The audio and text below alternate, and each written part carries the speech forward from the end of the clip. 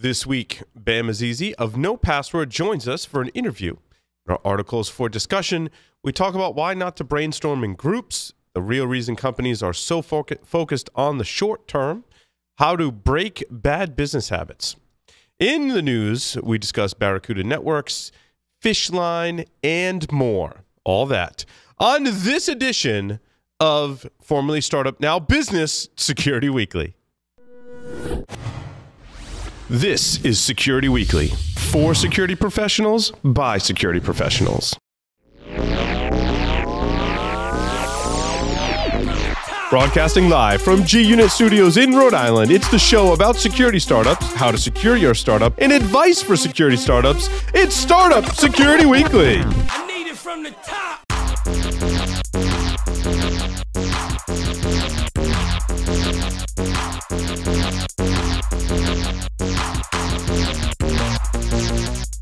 Brought to you by, do you have a website, an external presence, employees, an office? Any of these things can be compromised and attacked. How are you defending these assets? Have you penetration tested these public assets? Start 2017 by taking a proactive approach to securing your vulnerable areas. Black Hills Information Security has been helping companies find their weaknesses since 2008. Email consulting@blackhillsinfosec.com and see how they can help you sleep better at night. Welcome, everyone, to episode 68 of the podcast formerly known as Startup Security Weekly. So we need a symbol now. We have to have a symbol. That's right. We're a symbol now. We're a symbol of Business Security Weekly. We're working on making that name change more official, but this being the first episode of this year, did I get that right? This is the first episode of now Business Security Weekly for 2018. That's right. And on the lines via Skype, of course, is none other than Michael Santor. Cangelo, Michael, welcome. Thanks, man. I'm the cold beach hobo, sand hobo this week. I'm cold. I'm cold here. It's cold today. It's gonna like wind chill -25 tonight is the expected low here in Rhode Island.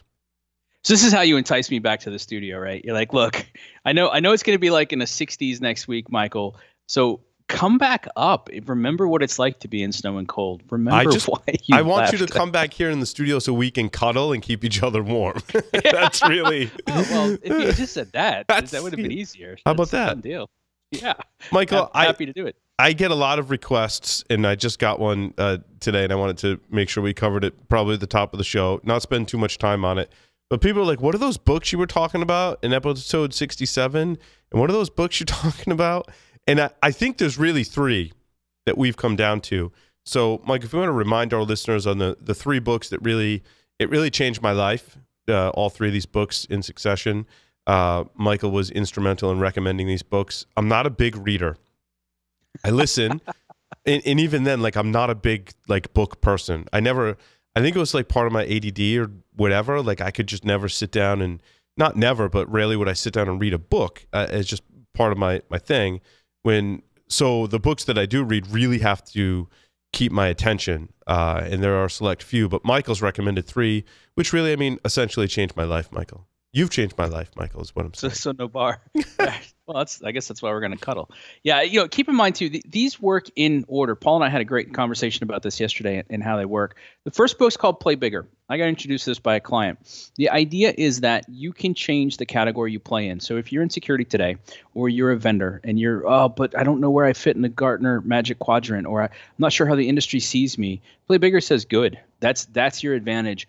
Don't be defined by somebody else. Go define your own thing. And they hearken to, we've done user design, we've done system design, we've done all these other designs. You can design your own category. It's a great way of looking at it, and it's a lot of the stuff we talk about here in terms of falling in love with the problem. And that's where you'll hear us talk about that. And if you go back, we'll link to it. There was a great episode that we did with Matt Alderman where the three of us got a chance to talk about category design. And we've heard from some of you that that's actually been helpful to you. So you can look for more of that in the coming year. After you read that, and that's the one, if that's, just to be clear, if that's where you're at, you're in that vendor space, then you're going to want to spend some more time with it.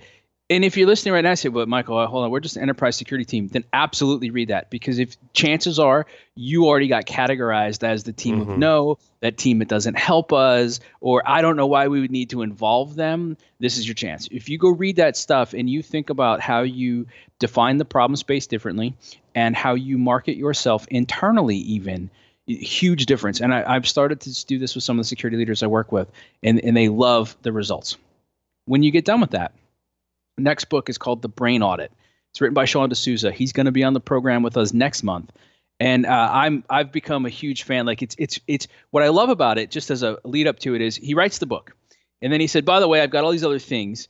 And he's pretty antithetical to the rest of the marketplace. This whole idea of you've got to have a funnel and you just churn people through the funnel and hopefully some percentage works out. His attitude is, how about I be really valuable to people, but I'll show you how this web unfolds itself and it all works out. And I'm a perfect example of it. He's very transparent about his approach, and I have bought almost all of the courses that he's made available to me so far. And there's 1 or 2 left, and I'm really looking forward to getting those. So what the Brain Audit does is it says, so category, right? Play bigger is all about your category. How big is your category? Where are you going to go with it? When you get into the Brain Audit, what you're talking about is, who are you selling to? And he does something. It took me a little bit of time to get my head wrapped around it. We're going to talk to him about this. If you're in this, you'll talk a lot about personas or profiles. And his point is, it's one person, not 3 people, not 10 people. It's just one. Just who's the person. Otherwise, it gets too kind of convoluted. And I'll be fair, it took me a while to get my head around, wow, the difference. And what he does is he takes you through the 7 steps. So he's basically said, if you could pause the way people make decisions, there's 7 steps that we go through. Let me explain them all to you. First 3 are attraction. Next 4, how you overcome risk. This is so important. Again, if you're selling something, you really need to get a sense of this. But this is just as important. Again, internally, you're selling something. Like you're selling a new idea, a new project, a new process. Yeah, exactly. Yeah, and so it's the same thing. And then the third book, and this is the one that you and I have been talking about a lot lately, is Never Split the Difference. And that's Chris Voss. And I'm optimistic we can get him on the program this year as well. Former FBI hostage negotiator. And he kind of chronicles his story of, this is how everybody thought negotiation worked. This is how it actually works. And let me talk to you about it. And so the way I look at it is, category design is, so where do you fit and what problems do you solve? Do people understand it? Brain Audit picks up, first thing you have to do is better identify the problem. So if somebody has that problem, you've elevated it in their brain and they're interested to figure out if you can help them or not. Never Split the Difference to me then is that individual. Somebody says, okay, love, yeah, I have that problem, and I think I like your solution. So how will we work together? So you're going from big category to, I want to go help people who are like this solve this problem, to Never Split the Difference, which is, how do you work with an individual to actually negotiate what's good for everybody? And he's got some things in there that I think people would say are counterintuitive until you start working with them, and then suddenly it's like, oh, it's really cool. And I'll say this too, he says like something in the book that I think is interesting, and he says sometimes his students, right, because he's a former FBI international hostage negotiator, right? That was his former role, but he's been teaching business classes based on his experiences and the way he basically effectively redesigned the way you negotiate. And don't think of it as just negotiating. One of the things I took from it is he says, well, his students sometimes say, like, I feel like I'm cheating, or I feel like I'm tricking people. And as you get further into the book, I've realized that it's more about honesty and being honest and labeling things and putting them out there in the open. To the point, like, I feel better about talking to people in a sales capacity, in a purchasing or any kind of negotiation. I feel better because I'm being more honest. I'm just like getting it out there. I think that's one of the kind of underlying themes that I took from Never Split the Difference. Yeah, no, as well said. And that's one of the things that I liked about it, because sometimes people are like, oh, I read the latest book on negotiation, let me bust out these tactics. He's like, there's no tactics. Yeah. Fundamentally, if I summed it up, you have to tactically understand what's important to the other person. Mm-hmm. And sometimes they don't know what's important to them. The sooner you can help them figure out what's valuable to them, the better it works. So you'll see, this is why it works for a lot of the stuff that I do, because Straight Talk is all about how do we translate our value into understanding. Yeah. Well, all 3 of these things are all about the problems, all about ways that we make decisions around those problems, and all about ways we find out what's interesting to everybody else. So you got to imagine, as I was reading through these, in fact, I'm going to start the cycle again and read through them and start taking notes. I've been looking at different ways to, believe it or not, read books and different types of reading, and whether you should read fast or slow, and how to take notes and do your marginalia and ways to do it differently. And so a bunch of you have asked, and we made that comment about doing a book club or whatever else. Yeah, we'll see. Mm-hmm. We've got so much great stuff happening that we're really excited about. That's going to take me a while to execute on. Here's what I can promise you. Over the course of the next couple months, I'll do like a book report type of thing on these books, and I'll show you how it works in some of the stuff that we're doing. I'm not sure what the format on that looks like, but because I'm going to sit down and reread them, I'll put that to good use for us, especially as we expand our written program here on the on the network. So those are the 3 books. I have a couple others that let me get through them. Mm-hmm. And I'll kind of figure out where they fit. There's a couple books that I think have been fantastic on the leadership front, and a couple that are pretty good on the sales front. And the thing that I've learned about sales is, it's funny, Paul, when I was a younger man, back in the 90s, I remember I was still, so one of our partners, Accenture, I was with Accenture, and I don't know, somehow like didn't sit down fast enough and got nominated to go to some meeting or whatever. I was the youngest person in the room, and all I can remember is somebody coming out to me afterwards and saying, "I'm kind of impressed that you figured it out." And I had no clue what they were talking about. And I said, "Yeah." And thankfully he continued. He's like, "You figured out that it's about sales. Security is ultimately about sales." And I was like, "Oh yeah, right." And so everywhere I've ever worked, I've always tried to support the sales team or work with the sales team. And it's frankly, it's been like a 15-year journey of really trying to understand sales. And in the last year or two, it started to click. And now that I go work with security leaders, there's just some fundamentals of sales that if you understand the basics of marketing, the basics of sales, you will be a better leader, but you'll run a better security team. I guarantee it. So this stuff is going to be really important. So however you're joining us, whatever your interest is, and whether you're trying to improve the security of business or improve the business of your security, these are good books, and we'll keep looking for some more as the year goes on. So. Excellent. That's what we got. Make sure to check out our friends at itpro.tv. Use the code SECWeekly. Try it free for 7 days and get 30% off if you basically want to be an awesome IT leader and learn about stuff. Go to itpro.tv/Security Weekly. It's awesome. You should do that. Well, yeah, let me just make a point on that too, because they're a great partner to us, and I've been really impressed with their quality. But what I'm also impressed with is when I talk to them at a business level, I really enjoy their vision. I enjoy the way that they're executing on it. And so I think a lot of people who are more technical look at it and go, "Oh, that'd be great for me." I mean, Paul, we've got fantastic stories of our audience using their stuff to prepare for new positions, using their stuff to prepare for certifications. I think what sometimes gets overlooked when you're a leader is, and this is going to be in one of our stories today, you really need to focus on training and development. Oh, and by the way, don't ignore yourself. Some of the stuff that they've got there is great. If you want to stay current, keep your pulse on it. During one of the calls this week, Paul and I made a joke about how he still pines for the command line, and I don't. I remember the transition about maybe a decade ago where I thought I could do both well, and for me, and I had somebody sit me down and say, "Michael, you have to choose," and I chose. It wasn't a hard choice for me. Paul, you may not have to choose, but I find interesting too, abreast the stuff that's. Our partner is a great way to do it. And there's a lot of places to get training, specifically in IT and even security. And we've taken briefings and we've tested out a number of training platforms over the past, 20 or so years. And even recently just, meeting with a bunch of companies trying to figure out what they're all about. And, I want to say they chose us as much as we've chosen them, and we choose to work with the SANS Institute and itpro.tv because we believe in them as organizations, as companies, and we believe in their products. And I think there probably is no more resounding endorsement from us. Don't just think we happen to stumble across them. No, like they're vetted. We ask other people for their opinions on them, and I'm just happy to be able to recommend to our listeners, that quality training to kind of save you the trouble from having to go, find out where quality training is. Like, really, those are the 2 places we've chosen. So choose them as well. Yeah, I think that's well said. That's absolutely well said. How do you feel about passwords, Paul? I hate passwords. I hate the entire authentication process. I really do. And I tried to simplify it throughout my life in various different ways, most of which have failed. Due to the value that I put on many of my services and accounts, I go the extra mile as often as I can, which often means I have to sacrifice some convenience. I think we had the conversation about YubiKey.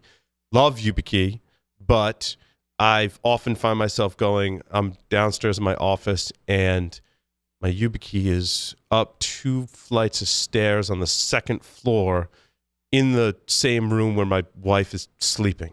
Crap, this sucks.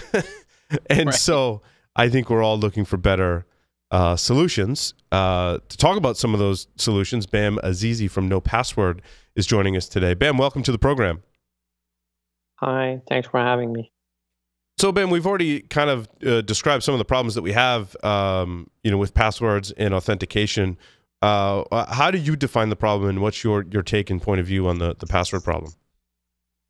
So, I'm sure everybody knows the password problem.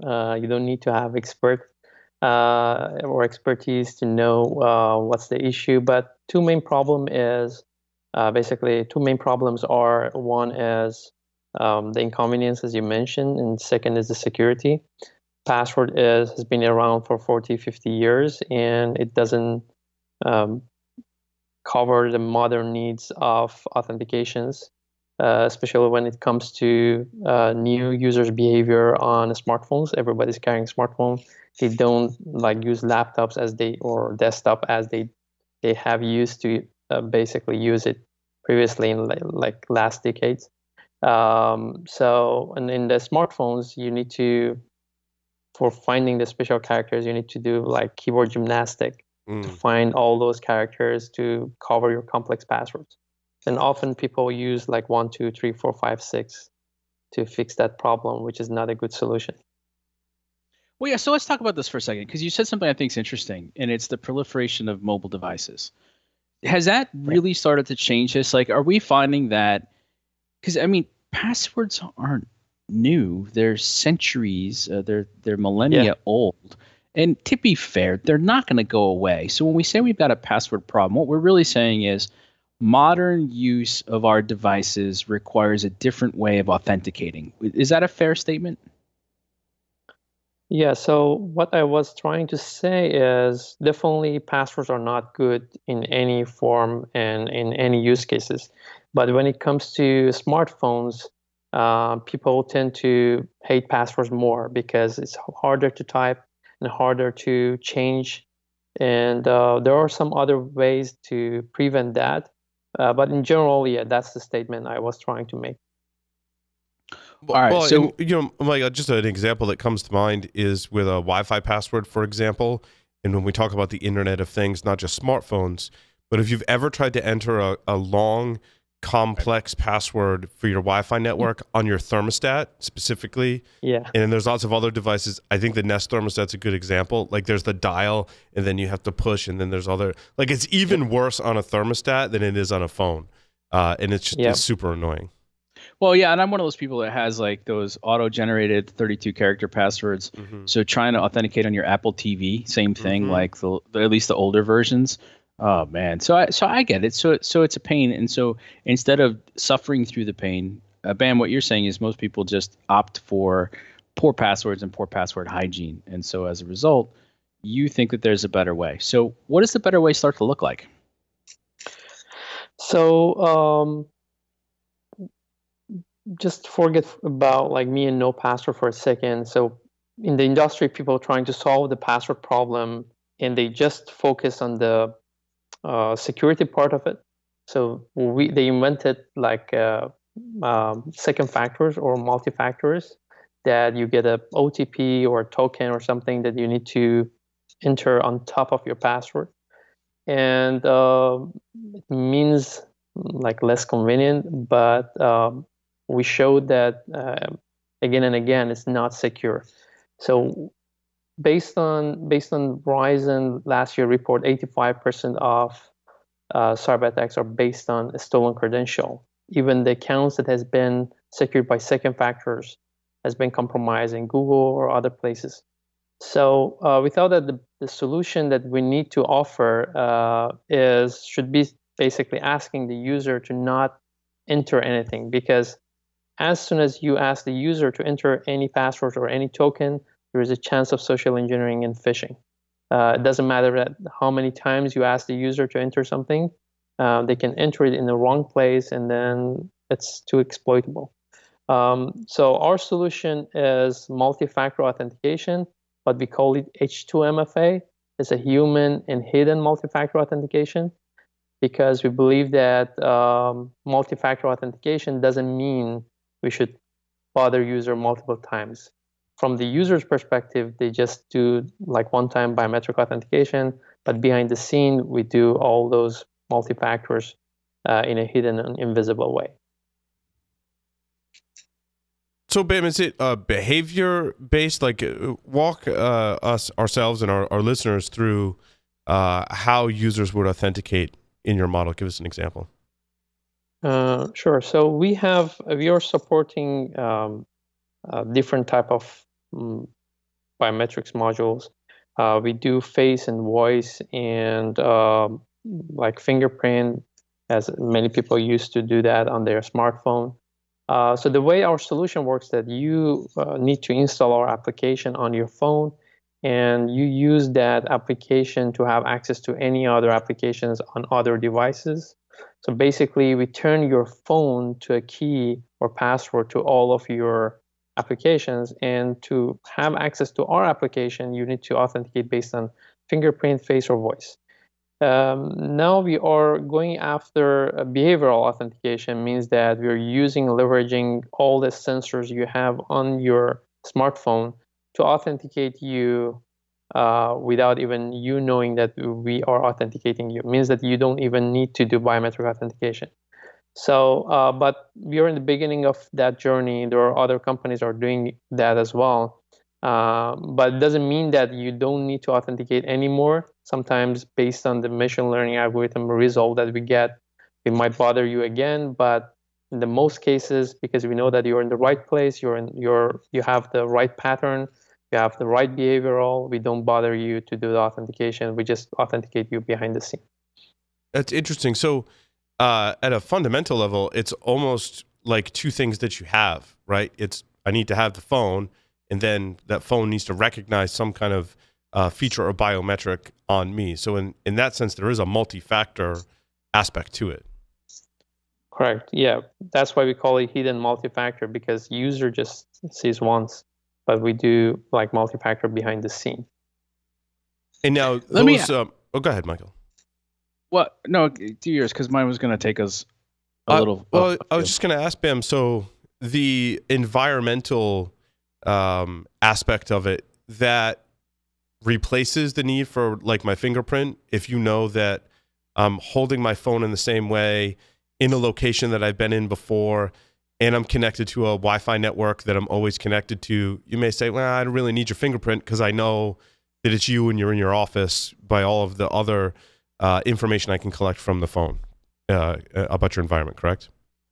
Correct. Yeah, that's absolutely correct. And also, right now we can claim that we can detect or authenticate you 99.99% based on your behavior. And wow. If there is any false result from our algorithm, we just ask you to do the authentication one more time. Mm-hmm. But 90% of the time, you don't need to authenticate even yourself. Your phone is in your pocket, and then you just have access to everything you want. You know, it's interesting you say that. So I have another question, but it's interesting because I've started paying attention to the iPhone 10 and the Face ID, and I've read some reports where people say, you know, when it works, it's amazing. Like you just pick up your phone and everything's there, and I don't have to worry about it. Well, but it talks to that less friction approach that you're talking about. But I wanted to ask a more esoteric question, which is great because you're getting your PhD, so you're a smart person. Traditionally, right, we've always said there are three factors for authentication: something you know, something you have, something you are. I like to say something you is, but that's probably not really funny to everybody else as it is to me. But when we start talking about, so I've seen in the past people have suggested we needed to do things like location, or we needed to do other things. And you're talking about like hidden multi-factor or hidden human factors and stuff. Does that model no longer work? Because like we call it MFA now, but if you remember, we used to, if we go back 20 years, it was strong authentication meant you had any two. But just having two passwords didn't mean you had two factors. So then we called it two-factor authentication, and that's where we talked about the SMS tokens or the OTPs or some out-of-band thing. And then now we're calling it multi-factor authentication. So if we stop for a second, we just look at it a little bit academically, are we at a place now, Bam, where we have more than three factors? Like, does location or behavior, does that become a different factor? They are not different factors. They are part of your identity. So you can categorize them under something you are. So, Okay. like, to get back to your example, so you said you have YubiKey, and YubiKey is something you have, like you hold it, and your password is something you know. And normally, second factors, or MFA as we call it in the industry, doesn't cover the biometric part of it yet. So it's just two of three. And the one that we are trying to eliminate is something you know, and we try to replace it with something your phone knows about you, instead of you entering something, because then that increases the chance of social engineering, because you cannot train all of your users. Definitely, you have different type of users that are not tech savvy. They might enter their code or token in wrong places.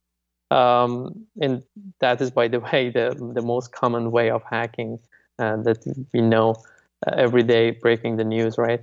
So we try to change that model to something you are, which is your biometrics, and something you have, which is your phone, and something your phone knows about you, the registered phone, the trusted. Yeah.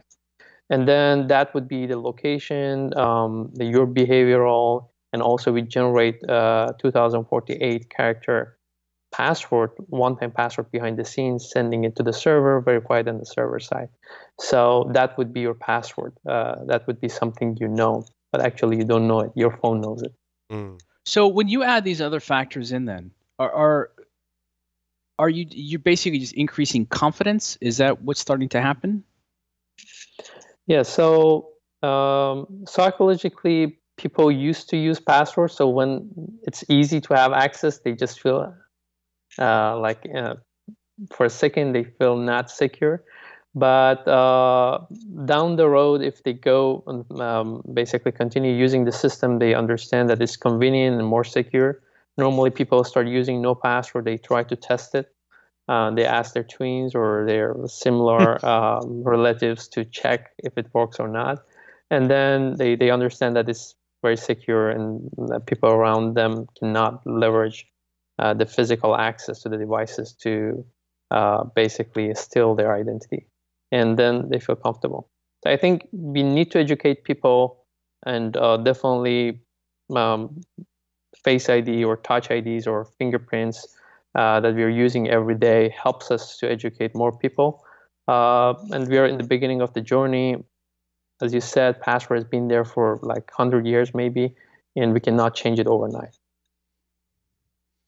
No, I mean, you raise a good point. The thing that I'm kind of taking with too is that if we looked at trying to do behavioral analysis or any of these types of things 20 years ago, it sounded great, but we couldn't get enough details. We couldn't get enough data. But if we think about the proliferation of sensors, the data, the speed with which we can act on it, it sounds like we've made a lot of these things at least more possible than we've seen in the past. All right, so this has all been pretty interesting. I'm curious, how did you end up on this path? I mean, how did this turn into a company for you, and what's it like being the CEO of a startup company? I'm CTO, by the way, but co-founder CTO of a startup company. Yeah. Yeah. So what happened is we wanted to provide this and offer this to consumers first, because we had password problem, and I had computer science degree, so I thought it's a good problem to tackle and solve it. And then we realized that it's very hard to sell such a product to consumers because they are not early adopter, first, and second is we don't have that much flexibility in terms of integration with different services. So we started to selling to enterprises because they were happier. They had like bigger problem, security, really they cared about security part of it, and they were happy to pay for such a solution. And we thought that, okay, we will provide a premium service to enterprises, and then when we grow up, we give it away for free to all the consumers. and then they can adopt the solution that has already been tested by big enterprises and banks and financial institutions. And then we ended up building a solution that fits inside the large enterprise ecosystem. And so they can connect their VPN, their computers, workstations, and other resources or web apps, and their identity and access management ecosystem. They don't need to rip and replace anything. They just plug in NoPassword and they take it from there. And then we provide the same service to consumers for free as a password manager, but they don't need to have any master password to manage all those passwords, because there is no way that we can integrate with thousands of web apps that they don't have any type of integration, like Facebook, Twitter, LinkedIn, or whatever. So everybody right now is using some sort of password manager or native browser password manager, which normally requires a master password to unlock your password vault. And we wanted to do that in a better way. So we have heard like LastPass has been hacked and all the passwords got compromised. So what we wanted to do is storing all the information in your secure,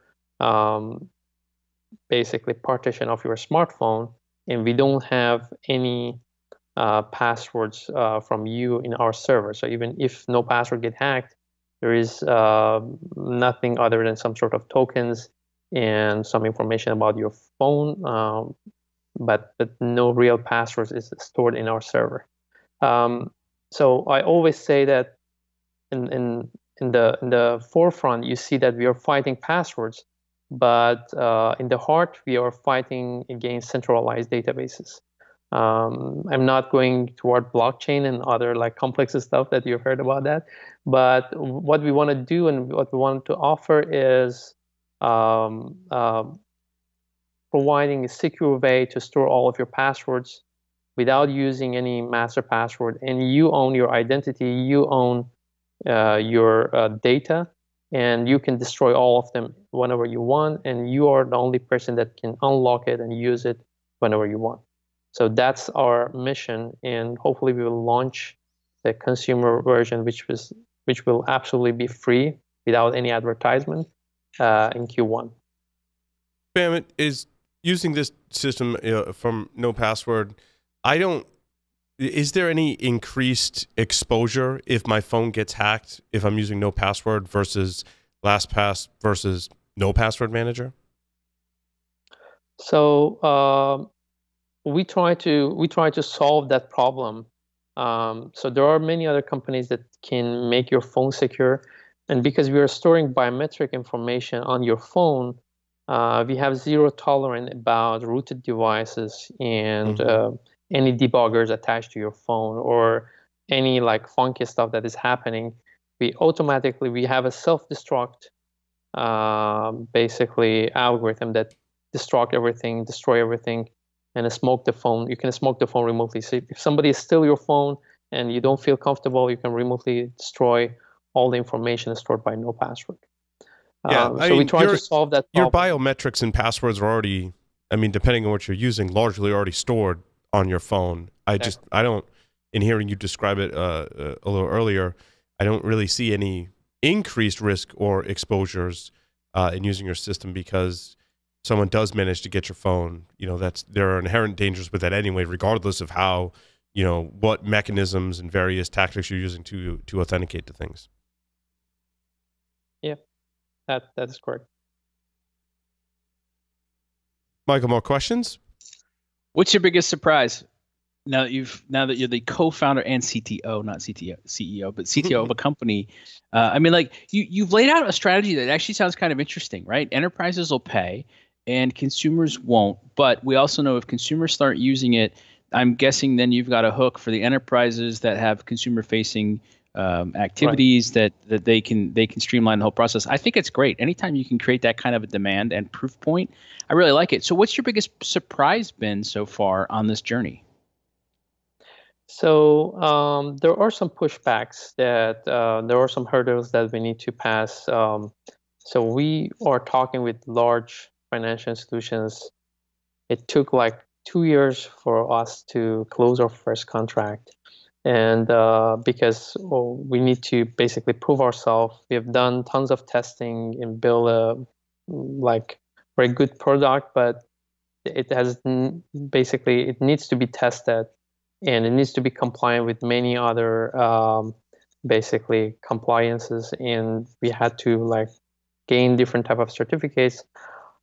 It took so long for us to close first deal, but right now, because we closed few deals, people are trusting us easier and easier, and I think it's just the industry start responding and reacting to what we are offering.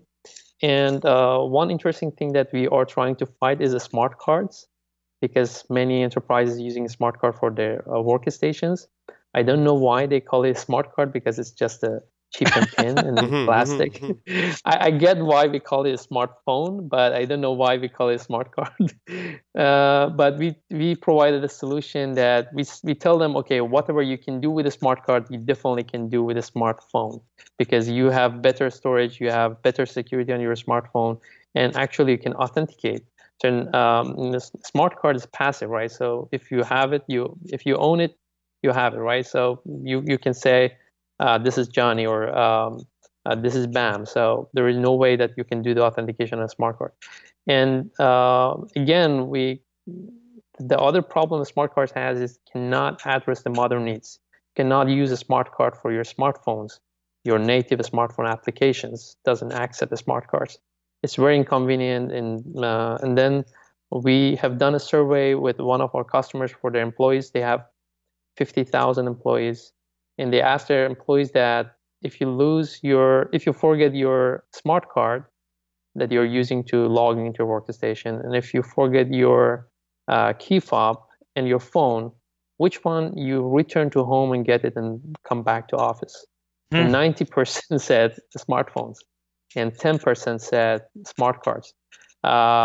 So nobody everybody, I would say, come back to get their smartphone, because we cannot live without our smartphones. And then they say, okay, that's a cheaper solution for our employees, and our employees, they are bringing their smartphone every day to the work. They don't need to replace it, and they are not dependent to external hardware, so they have it every time they are in the office. So it kind of makes sense for them to use that.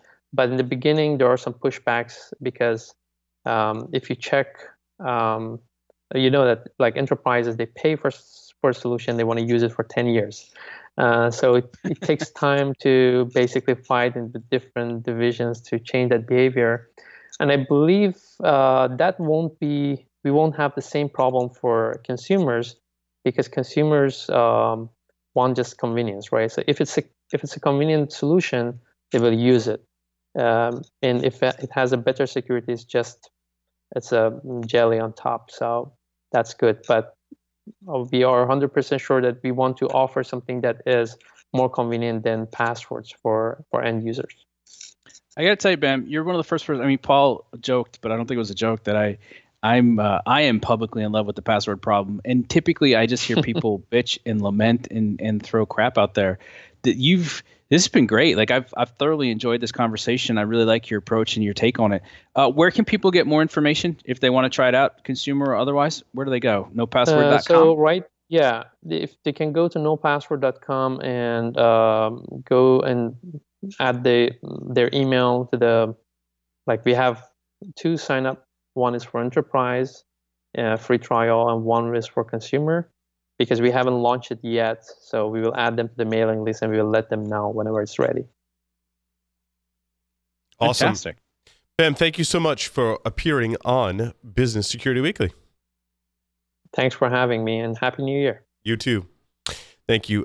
With that, we'll take a short break, come back, talk about leadership, innovation, and startup success, as well as some startup news. Stay tuned.